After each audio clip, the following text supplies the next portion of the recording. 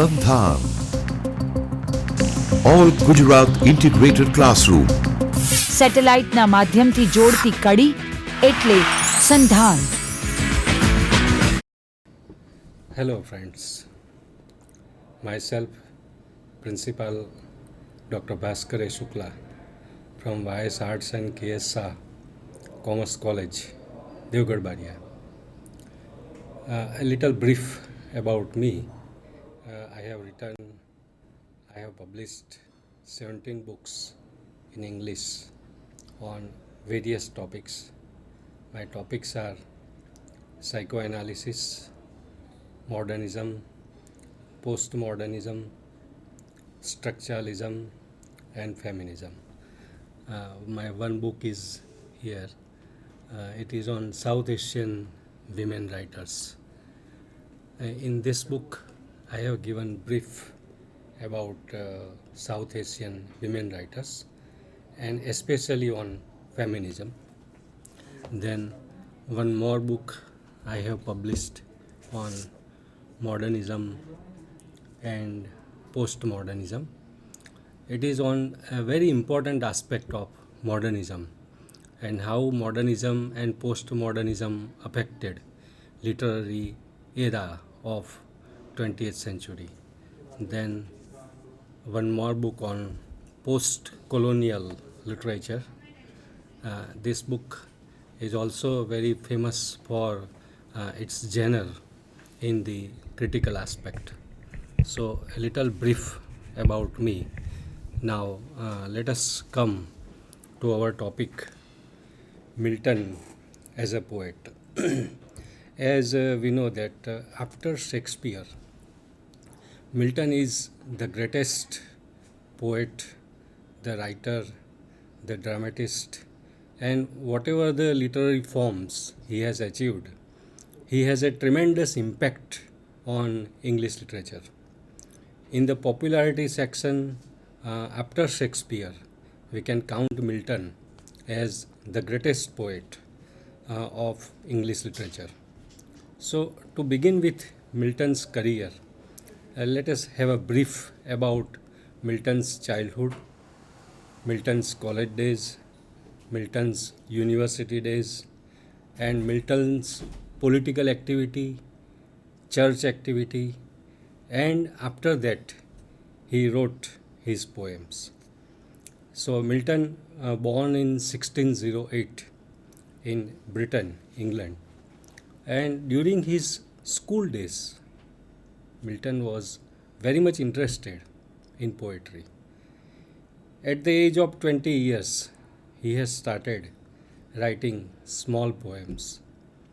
And during his college days, his university days, as we know that Milton was Cambridge University student. So on those days, we are talking about 1628. So this is 2016 is going on.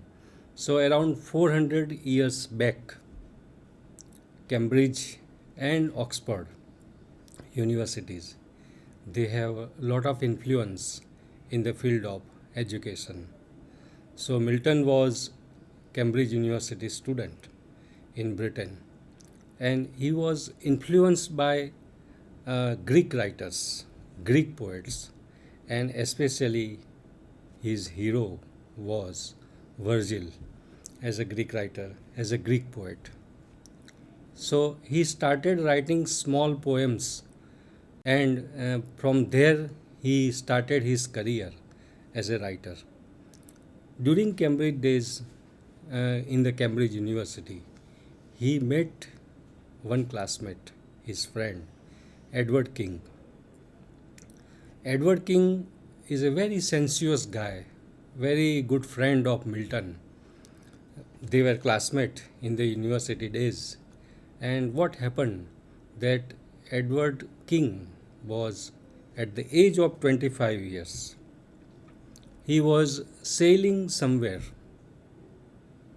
He was going somewhere in the ship, and the ship, small ship, was drawn in the sea, and he was no more. So, first emotional attack, first emotional tragedy occurred in Milton's life as he has lost his best friend, his best classmate, Edward King. So, he wrote first very famous elegy. The name of the elegy is Lycidas. Lycidas is considered one of the best elegies in English literature. Friends, first we have to understand what is elegy. Elegy is a form of lyric, a form of poetry. When a person, a poet, writes something about death in general or personal loss of a particular person near to his heart. So, elegy is written on the subject of death of a person. Here, Milton wrote elegy, Lycidas, at the event of his best friend, Edward King, who died, who drowned into the sea during his journey in Britain. So, Edward King is no more. So, how Milton describes his death? That, as we know, that he was drawn in the sea. So, Milton considers the topic related to sea. When we think about the sea, the ocean, we know that dolphin will be there in the sea. Then waves, big waves are there in the sea. Deep water, lengthy water is there in the sea. So Milton was shocked. Milton was affected by the sudden death of his friend Edward King. So he described his memory, his emotions, his feelings for his best friend in that elegy, Lycidas. Why poems are written on death? Because elegy is a part of lyric, is a part of poetry. Because we know that death is the ultimate end of our life. And death gives us wisdom, philosophy, mood of new life, mood of change. So, death elegy is a very serious subject. And whatever elegies are written in English, they are very extraordinary. When Shelley wrote Adonis on the death of Keats, John Keats, the famous romantic poet, it is also very famous elegy. So Milton's Lycidas is written in pastoral form. It is pastoral elegy that he feels his sorry state that he has lost his friend. So thus Milton started his career. Now after this we should go ahead because Milton's poetry is related to his political activity and his religious activity. As we know that Milton at the time of Milton's period, he started after college days. Now the college days are over. After college days, he started his career as a pamphleteer because Milton has got the knowledge of many languages. He knew English, Latin, French, Hebrew, and Dutch, and many other languages. But he was master in Latin language. So more than 8 to 10 languages Milton knew. So now Milton started using his genius in the language. So Milton started his career as a political career, rather as a pamphleteer, an religious career as a publisher or translating government resolution, government rules, government policy. I am talking about the government at the time of Milton. As we know that Milton's period was the period of Charles I, then Charles II, and then the Restoration period. So Milton is in the political arena with Charles I, Charles II, and the Restoration period. So he started his political career as he was appointed as the official translator of government policies in Latin from English. So Milton used his genius of translation, and he wrote a lot about government policies, and he made the propaganda on various government issues on that time, at the time of Charles I, Charles II. So the name to him was given as the official translator, pamphleteer, and publicist, and he was appointed as Secretary for Foreign Languages. Yes, friends, in 1649, Milton was appointed as Secretary for Foreign Tongues. So you can imagine when a British writer, a British poet, who is appointed as Secretary for Foreign Tongue means the person who is appointed, he must know many languages, and English and Latin. Both languages were parallel on that time. So Latin was also in use on that time. So Milton translated government rules, government policies. He rather defends Charles I and the government of that time in Latin.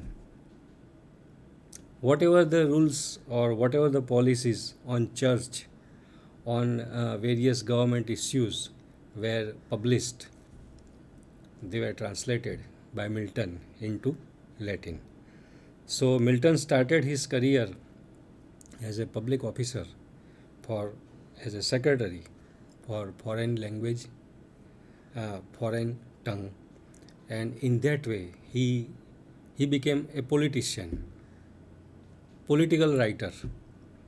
So now let us think about Milton's religious views, because Milton as a poet has to say a lot about his religious thinking, because his famous epic Paradise Lost and Paradise Regained both are very much influenced by his political thought and his religious thought. So before we go to Paradise Lost and Paradise Regained, we must talk about his poem La Allegro and Il Penseroso. This name is a little bit odd when we pronounce La Allegro and Il Penseroso. This is Italian name. So friends, what do you think about the name La Allegro? What it mean? And Il Penseroso, what it mean? So to understand Italian language or the Italian environment, we have to think about Milton, how he knew Italian language, Italian culture, because Milton traveled a lot during his career. For 1 year, he traveled Europe, almost all European countries he visited. Milton visited Paris, France, Sicily, Greece, then Florence. In Florence, he met Galileo, the famous astronomer. We know Galileo. Galileo is a very famous Italian astronomer because Galileo is a painter also. He was a painter also. He was a multi-discipline personality, Galileo. So Milton knew Florence very well. He passed almost a month in Florence, and he met he visited church. He met religious leaders. He took dinner in the church. Of course, it is against his policy because he was very much related to church and religious activity in Britain. And religious activity in Florence, in Italy, is quite different. But it's a sort of experience, new experience for Milton. So he knew Italian language, Italian culture, and as we have said, he has two heroes for his poetry. One is Virgil, and second is Spenser. Edmund Spenser, we know, the writer of Faerie Queene. So, how Virgil affected Milton in his poetry? Now, this poem is very interesting. Il Penseroso and La Allegro. La Allegro, it means the happy man. And Il Penseroso, it means the sad man.